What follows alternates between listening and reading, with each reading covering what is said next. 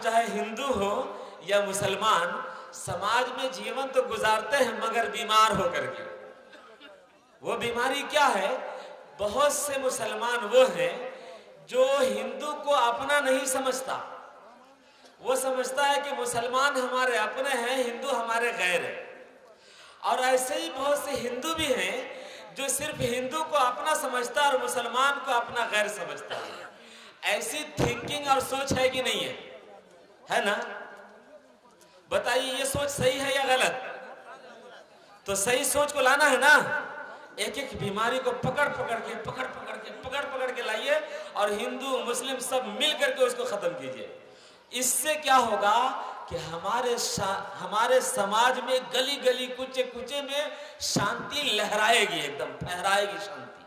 तो आज हम सबको शांति की आवश्यकता है ना भाई। इंशाअल्लाह हमको लगता है कि बैटरी सब लोगों की चार्ज हो गई है।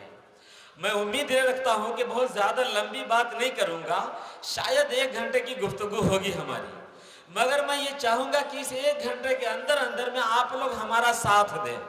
अगर साथ देंगे तो खूब अच्छी बात हो सकती है, और अगर साथ नहीं देंगे तो क्या करेंगे? थक हार के पटना से आए हैं, 1 घंटा बजेंगे फिर चले जाएंगे। लेकिन उम्मीद यही है कि आप लोग साथ देंगे ना। देंगे इंशाअल्लाह। मेरे हाथ में ये क्या है आप लोग देख रहे हैं? इस मोबाइल को ईश्वर ने बनाया या मनुष्य ने? किसी मानव ने बनाया ना, कोई इंसान बनाया होगा, जो भी इंजीनियर होगा इसका वही बनाया होगा। तो इस मोबाइल को कैसे यूज होना है, इसका उपयोग, इसका प्रयोग, इसका इस्तेमाल कैसे होना है, ये सिस्टम कौन बताएगा? वो इंजीनियर बताएगा जिसने इसको बनाया है, या कस्टमर बताएगा जिसने इसको खरीदा है? इंजीनियर बताएगा। इंजीनियर बताएगा ना कि इस मोबाइल को कैसे चलना चाहिए। इसका जो बनाने वाला है, क्रिएटर है, इंजीनियर है, वही बताएगा तो ठीक ठाक चलेगा मोबाइल। अगर कस्टमर खरीद ले और कस्टमर कहे कि आप तो इसका मालिक मैं हो गया, अब मेरे अनुसार इस मोबाइल को काम करना चाहिए, तो ये काम करेगा? जी नहीं काम करेगा। जिस प्रकार इस मोबाइल को किसी इंजीनियर ने बनाया और बना करके मार्केट में रिलीज कर दिया, इसी तरह हम और आप इंसान हैं। हम इंसान को भी एक इंजीनियर ने बनाया हमारी माँ के पेट में। हम सबों की माँ के पेटों में हमारा आपका डिजाइन हमारे इंजीनियर ने बनाया। तो इस इंसान को कैसे चलना चाहिए कौन बताएगा? नीचे वाला या ऊपर वाला? साइलेंट मोड में आने का मतलब यह है कि या तो मैं समझा नहीं पा रहा हूं या आप लोगों तक बात पहुंच नहीं पा रही है। हम इंसान को भी किसी इंजीनियर ने बनाया है, और जिस इंजीनियर ने हमारी रचना की है, हमारा डिजाइन बनाया है हमारी माँ के गर्भ में, पेट में, वो इंजीनियर कौन है? नीचे वाला या ऊपर वाला? ऊपर वाला। तो इस इंसान को कैसे जीवन बिताना है, कैसे चलना चाहिए, क्या करना चाहिए, क्या नहीं करना चाहिए, ये सिस्टम, ये तरीका कौन बताएगा? नीचे वाला या ऊपर वाला? ऊपर वाला रचनाकार। ऊपर वाला।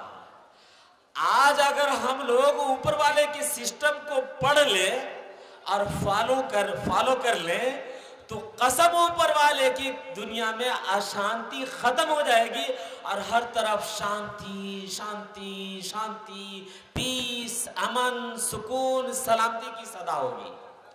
मगर बहुत बड़ा प्रॉब्लम यह है कि सुबह होती है तो हम लोग न्यूज़पेपर पढ़ते हैं, मगर कौन है जो ऊपर वाले के कानून को पढ़ता है? 100 में 1% या उसका भी आधा। श्री कृष्ण जी ने कहा तस्मात् शास्त्रम प्रमाणम ते कार्य कार्य व्यवस्थितो ज्ञात्वा शास्त्र विधानोक्तम कर्म कर्तुमर्हसि। क्या करना है और क्या नहीं करना है, क्या मानना है और क्या नहीं मानना है, उसके लिए धर्म ग्रंथ को, धर्म शास्त्र को आधार और प्रमाण जानो और उसमें बताई हुई बातों को जानकर उसी के अनुसार अपने आप को चलाओ। अगर धर्मशास्त्र में लिखा है कि मुसलमान हिंदू का गैर है तो गैर मानो, और अगर धर्मशास्त्र में लिखा है कि हिंदू मुस्लिम गैर नहीं भाई है, तो भाई मानना या गैर? भाई मानना। भाई मानना। ये क्या काम करना है? शराब पीना है या नहीं पीना है? कहां देखना चाहिए? धर्म शास्त्र में। अगर उसमें लिखा है तो खूब पियो और पिलाओ, और अगर उसमें लिखा है कि नहीं पियो तो नहीं पीना है। श्री कृष्ण जी ने यह शिक्षा दी, तस्मा शास्त्रम प्रमाणम ते कार्य कार्य व्यवस्थित ज्ञात्वा शास्त्र विधानोक्तम कर्म कर्तुमेरसि। ये श्रीमद् भगवद गीता अध्याय नंबर 16 और श्लोक नंबर 24 के अंदर क्या करना क्या नहीं करना, धर्मशास्त्र को आधार जानो। से कुरान मजीद परमेश्वर की ओर से अवतरण होने वाली सबसे अंतिम ग्रंथ, सबसे अंतिम किताब, सबसे आखिरी किताब कुरान। कुरान मजीद में अल्लाह ताला फरमाता है, अऊज़ु बिल्लाहि मिनश शैतानिर रजीम, बिस्मिल्लाहिर रहमानिर रहीम, फ़इन तनाज़अतुम फ़ी शैइन फ़रुद्दूहु इलल्लाहि वर रसूल। किसी चीज में इख्तलाफ हो जाए, झगड़ा हो जाए, तो उस चीज का फैसला अपने मन से न करो। फरुद्दूहु इलल्लाहि वर रसूल, उसको फेरो अल्लाह की तरफ और धर्मशास्त्र रसूल की तरफ। तो अल्लाह और रसूल की तरफ से जो पैगाम और संदेश मिलता है उसी का नाम है संस्कृत भाषा में शरी धर्मशास्त्र, उसको कहते हैं शास्त्र, और उर्दू में कहते हैं शरीयत। श्री कृष्ण जी ने बताया, यह शास्त्र विधि मुत्सृज्य वर्तते कामकारतः न स सिद्धि मवापनोति न सुखम न प्राणगतिम। जो व्यक्ति, गौर से सुनिएगा, बड़े काम की बात है, जो व्यक्ति, हम लोग इधर उधर नहीं देखें, इत्मीनान से सुने, जो आने वाले हैं वो अपना आएंगे बैठेंगे। यह शास्त्र विधि मुत्सृज्य वर्तते कामकारतः न स सिद्धि मवापनोति न सुखम न परांगति। जो व्यक्ति धर्म ग्रंथ को, धर्म शास्त्र को त्याग दे, छोड़ दे और मनमाना आचरण करे, मनमाना जीवन बिताए, ऐसा व्यक्ति न इस धरती पर शांति पा सकता है, सुख पा सकता है, न परम गति को पहुंच सकता है, न मरने के बाद सुखी हो सकता है। यानी मनमाना जीवन बिताएगा और धर्म शास्त्र को छोड़कर चलेगा तो ऐसा व्यक्ति न इस जिंदगी में सुख पाएगा और न मरने के बाद सुख पाएगा। श्री कृष्ण जी की ये शिक्षा कितनी बड़ी शिक्षा है। उन्होंने सफलता का एक प्लेटफॉर्म बता दिया कि लोगों, ये प्लेटफॉर्म केवल हिंदू के लिए नहीं था, केवल मुस्लिम के लिए नहीं था, इंसानियों के लिए था, इंसानियत के लिए था कि इस धरती पर बसने वाला जो भी इंसान होगा, अगर वो जिंदगी में और मरने के बाद सुख और शांति चाहता है तो किसके अनुसार चलेगा तो सुख और शांति मिलेगी? धर्मशास्त्र और धर्म ग्रंथ के अनुसार। कि इस मोबाइल को कैसे चलना है सिस्टम इंजीनियर बताएगा, उसके हिसाब से अगर इस मोबाइल को चलाएंगे तो मोबाइल काम करेगा। बिल्कुल इसी प्रकार हम इंसान को जिस इंजीनियर ने बनाया है उसके कानून के हिसाब से अगर हम अपने आप को चलाएंगे, चाहे वो हिंदू हो या मुस्लिम हो, औरत हो या मर्द हो, पढ़ा लिखा हो या जाहिल हो, डॉक्टर हो या मरीज हो, स्टूडेंट हो या टीचर हो, सियासी नेता हो या आम साधारण आवाम हो, अगर उसके कानून बनाने वाले के कानून के अनुसार अपने आप को चलाएंगे तो हर व्यक्ति अपने जिंदगी में और अपने मुल्क में और अपने समाज में सुख और शांति के साथ जिंदगी गुजारेगा। मेरे भाइयों, मैंने पहली गुफ्तगू यहीं से शुरू की थी, शांति से, कि अस्सलामु अलैकुम का मतलब होता है आप पर परमेश्वर की ओर से हर प्रकार की शांति आए। मैंने हजरत मोहम्मद सल्लल्लाहु अलैहि वसल्लम का एक कथन आपके बीच में रखा और पढ़ा कि हजरत मोहम्मद सल्लल्लाहु अलैहि वसल्लम ने फरमाया, या अय्युहन्नास, ऐ लोगो, नहीं कहा ऐ मुसलमानों, न ये कहा ऐ हिंदुओं, बल्कि कहा या अय्युहन्नास। नास ये अरबी शब्द है, इसका मतलब होता है लोगो।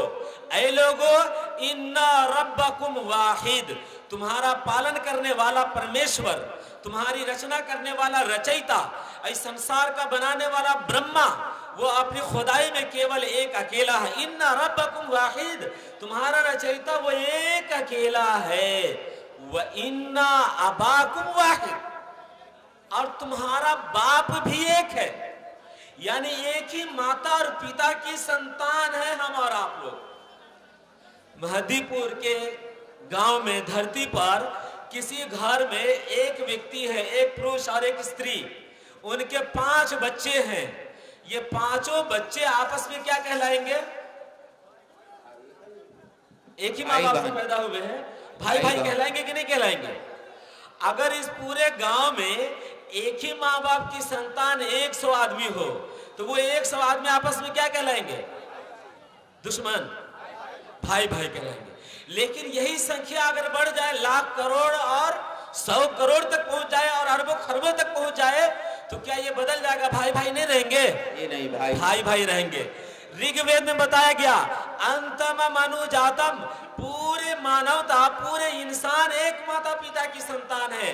अब सारे इंसान, चाहे वो हिंदू हो या मुस्लिम हो, सिख हो या ईसाई हो, आस्तिक हो या नास्तिक हो, जितने इंसान हैं वो सब के सब आपस में खूनी रिश्ते के भाई हैं। इसलिए यहाँ के मुसलमानों और यहाँ के हिंदू भाइयों, मैं एक पैगाम आप लोगों को ये देना चाहता हूँ कि जो मुसलमान है वो अपने हिंदू भाई को अपना सगा भाई तस्वुर करके समझें और इस तरीके से जिंदगी गुजारें। और जो हिंदू भाई हैं, आप भी मुसलमानों को खूनी रिश्ते का भाई अगर समझेंगे तो एक दूसरे के मन में मतभेद और दूरियां आएगी या नहीं आएगी? आएगी? ये नहीं आएगी। कैसे आएगी भाई? जब हिंदू भी भाई समझेगा, मुसलमान भी भाई समझेगा, तो फिर आपस में दुनिया कैसे बनेगी? असल प्रॉब्लम तो ये है कि एक दूसरे के दिलों में दूरियां बनी हुई है। और माफ कीजिएगा, हमारे इस मुल्क में आज हिंदू और मुस्लिम के बीच नफरत की आग गली गली में सुलगाई जा रही है। हमारे इस मंच पर बहुत बड़े नेता हैं माशाअल्लाह, और हमारे इस मुल्क की एक आवाज है और बिहार के दिलों की धड़कन भी माने जाते हैं। मैं इनकी मौजूदगी में इस हकीकत को रखना चाहता हूं बड़े दर्द के साथ। धर्म इंसान के दिलों को जोड़ता है, धर्म इंसान को इंसानियत का प्लेटफॉर्म देता है। लेकिन गांव में चले जाइए, मोहल्ले में घूम जाइए, गलियों में घूम जाइए, हिंदू भी कहता है, मुसलमान भी कहता है कि देखिए हम और आप तो हैं असल में एक ही। ये जो सियासी नेता लोग जो हैं, पॉलिटिकल पार्टी वाले जो हैं, जो पॉलिटिक्स में लगे हुए हैं, सियासत में लगे हुए हैं, इन लोगों ने अपनी कुर्सी के लिए हिंदू और मुसलमानों के बीच में दीवार खड़ी कर दी। ऐसा कहते कि नहीं कहते भाई? मैं बड़े शमा के साथ और हाथ जोड़ करके आदर के साथ और मोहब्बत के साथ ये बात कहता हूं, अगर कोई सियासी नेता इस तरह की बात करे तो याद रखिए वो कौम के लीडर नहीं हो सकते। वो कौम के एक घुन हो सकते हैं, एक दीमक हो सकते हैं, जो कौम को खोखला करने का काम करेंगे। श्री कृष्ण जी ने जो ये पाठ पढ़ाया कि जो भी काम करना हो और न करना हो, उसके लिए किसको आधार बनाना चाहिए? न्यूज़पेपर को, टेलीविजन को या धर्मशास्त्र को? धर्मशास्त्र। धर्मशास्त्र को। धर्मशास्त्र ये बताता है कि सारे इंसान आपस में एक माता पिता की संतान है। लेकिन टेलीविजन और न्यूज़पेपर क्या बताता है कि मुसलमान आतंकवाद है। बताता है कि नहीं बताता है? कहीं पर कोई हादसा होता है, मुसलमान का आतंकवादी में नाम आ जाता है। ये धर्मशास्त्र नहीं बताता, ये न्यूज़ पेपर या टेलीविजन बताता है। इसलिए मैं हिंदू और मुस्लिम भाइयों से कहता हूं कि आप तमामी हजरात अपने धर्म ग्रंथ से रिश्तों को जोड़िए। इससे हमारा दिल भी मजबूत होगा, दिल जुड़ेगा, दिल को शांति मिलेगी, मरने के बाद की लाइफ में भी शांति मिलेगी। दूसरी बात, जो हम हिंदू और मुस्लिम के बीच में दूरियां बनी हुई है धर्म के नाम को लेकर के। धर्म ये संस्कृत शब्द है, ये धीर धातु से बना है, जिसका अर्थ होता है धारण करना। क्या चीज धारण करना? परमेश्वर के कानून को, संविधान को, नियम को धारण कर लेने का नाम धर्म है। और परमेश्वर ने जो धर्म दिया है इंसानों को जीवन बिताने के लिए, उसकी नजर में दिया हुआ धर्म सिर्फ और सिर्फ, फिर कहता हूं, सिर्फ और सिर्फ एक धर्म है। बाकी जितने हैं वो धर्म नहीं है, उसका नाम परंपरा है। जो एक धर्म है उसका नाम संस्कृत भाषा में है सनातन धर्म, शाश्वत धर्म। बड़े काम की चीज रख रहा हूं, गौर से सुनेंगे। सनातन का मतलब होता है पुराना, और धर्म का मतलब होता है जीवन बिताने का कानून। शाश्वत का मतलब होता है कि जो हमेशा से हो और हमेशा रहे। तो सनातन धर्म और शाश्वत धर्म का मतलब हुआ ऐसा नियम, ऐसा कानून, ऐसा तरीका, ऐसा रास्ता जो शुरू से है, हमेशा से और हमेशा रहेगा। इसको संस्कृत भाषा में कहते हैं सनातन धर्म, और इसी सनातन धर्म को अरबी भाषा में कहते हैं क़य्यिम धर्म। कुरान मजीद में सूरा नंबर 30 सूरा रोम और आयत नंबर 30 के अंदर अल्लाह ताला ने फरमाया वज़ालिका दीनुल क़य्यिम, यही है सनातन धर्म, यही है हमेशा से चला आने वाला दीन और धर्म। वलाकिन्ना अक्सरन नासी ला यालमून, लेकिन अधिकतर लोगों को ये मालूम नहीं है। न मुसलमानों को मालूम है, न हिंदुओं को मालूम है। इसी वजह से मुसलमान हिंदू को गैर समझता और हिंदू मुसलमान को गैर समझता। अगर ये मालूम हो जाए कि जो धर्म उस मालिक की ओर से आया है वो धर्म सारे इंसानों के लिए है, उस धर्म को संस्कृत भाषा में सनातन धर्म कहते हैं, शाश्वत धर्म कहते हैं, अरबी भाषा में क़य्यिम धर्म कहते हैं, इस्लाम धर्म कहते हैं। यह ऐसा है जैसे हम लोगों को पटना में प्यास लगती है तो पानी पीते हैं। आप लोग क्या पीते हैं? आप लोग भी पानी पीते हैं, दारू नहीं ना? नहीं पीते। पानी को अंग्रेजी में कहते हैं वाटर, संस्कृत में कहते हैं जल, हिंदी में कहते हैं नीर, उर्दू में कहते हैं पानी, और फारसी में कहते हैं आब। तो आब, पानी, जल, नीर, वाटर, कितनी चीज हुई? फिर बोलिए, कितनी चीज हुई? सही बात है, चीज तो एक हुई। प्रॉब्लम यहीं पर फंसता है, चीज एक है मगर नाम कितना हो गया?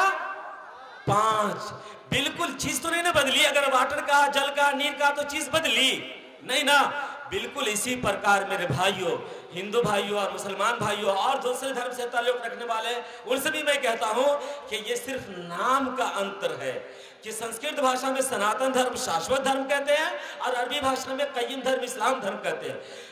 ऋग्वेद के मंडल नंबर 1 सूक्त नंबर 164 मंत्र नंबर 46 आखिरी बात, उसमें ये बात है एकम सद विप्रा बहुधा वदन्ति, सच्चा ईश्वर केवल एक है। मैं ये बता रहा था कि ऋग्वेद में ये बात बताई गई है कि सच्चा ईश्वर केवल एक है। उसी एक ईश्वर को ज्ञानवानों ने अनेक नामों से पुकारा है।